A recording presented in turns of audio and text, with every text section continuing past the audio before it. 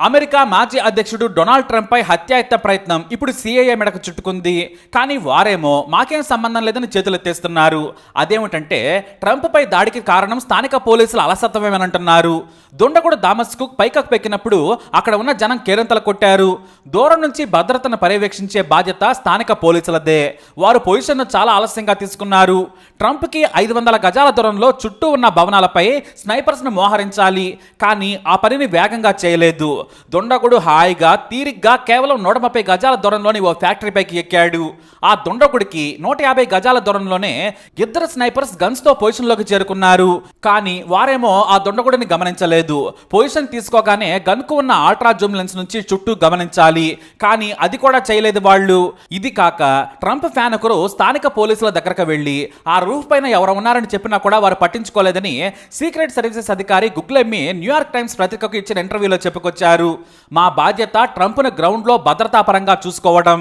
బయట ప్రదేశాల భద్రత కోసం స్థానిక పోలీసులను నియమిస్తారు. ఇది మొదటి నుంచి ఉన్నదేనని చెప్పుకొచ్చారు ఆయన. కానీ ట్రంప్ మాజీ అధ్యక్షుడు అన్న విషయాన్ని సీక్రెట్ సర్వీసెస్ ఎలా మర్చిపోతుందనే విమర్శలు మొదలయ్యాయి. ఎందుకంటే మాజీ అధ్యక్షుడి భద్రతకు కూడా ప్రత్యేకమైన నిబంధనలున్నాయి. మొత్తం 75 మంది హై ట్రైన్డ్ సీక్రెట్ సర్వీస్ కమాండోలు భద్రతలో ఉంటారు. అధ్యక్ష ఎన్నికల బరిలో ఉన్నారు కాబట్టి ఇంకా భద్రతను పెంచాలి. 24 గంటలు ఆయన భద్రత వలయంలోనే ఉంటారు. ఓపెన్ ఏజెంట్లు 25 మంది ఉంటే సీక్రెట్ ఏజెంట్లు మరో 25 మంది ఉంటారు. వీరిలో స్నైపర్స్ టీం కూడా ఉంటుంది. ట్రంప్ వచ్చే సమయానికే, అంటే ఒక రోజు ముందే మీటింగ్ జరిగే ప్రాంతంలో తనిఖీలు చేస్తారు. రాత్రి సమయంలో స్థానిక పోలీసుల సాయం తీసుకుని కాపలాగా ఉంటారు. మీటింగ్ వచ్చే ప్రతి ఒక్కరిని క్షుణ్ణంగా తనిఖీలు చేయాలి. అయితే ట్రంప్ పై హత్యాయత్నం జరిగిన ప్రాంతంలో సీక్రెట్ సర్వీసెస్ ఏజెంట్లు గ్రౌండ్ మొత్తం ఉన్నారు. 4 వలయాల్లో భద్రత ఉంది. అందులో డ్రెస్ లో ఉన్న లేడీ కమాండోలు 10 మంది, మేల్ ఏజెంట్లు 10 మంది స్టేజ్ దగ్గర ఉన్నారు.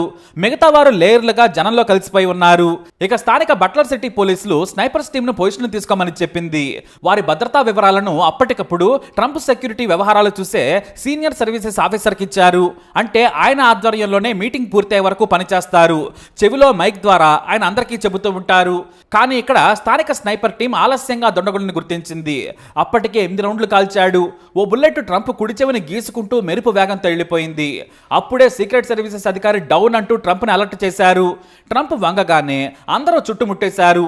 అప్పుడే 3 లేడీ కొదమసింహాలు ట్రంప్ని కవర్ చేసేశారు. ట్రంప్ పైకి లేవగానే ఓ లేడీ ఆఫీసర్ సినిమాలో విజయశాంతి కంటే కూడా డాషింగ్ రేంజ్ లో షూటర్ నుంచి బుల్లెట్లు కూడా తీసుకునేందుకు ట్రంప్ ను చుట్టుముట్టేసింది. చేతులు వెడల్ప పెడుతూ ఆమె తన ప్రాణాన్ని పణంగా పెట్టేసింది.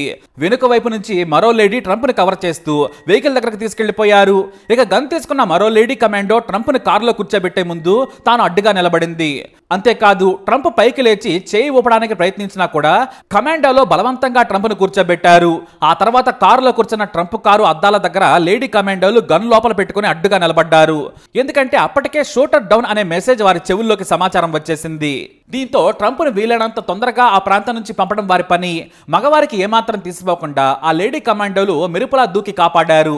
ఆ టైంలో దాదాపు 10 మందికి పైగా లేడీ సీక్రెట్ సర్వీసెస్ కమాండోలు ట్రంప్ సెక్యూరిటీ టీంలో ఉన్నారు.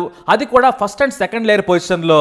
వీరి సాహసం ఎలా ఉందంటే ట్రంప్ కోసం వారి ప్రాణాలే పడంగా పెట్టేశారు. స్నైపర్ బుల్లెట్ ను కూడా తీసుకునేందుకు రెడీ అయిపోయారు.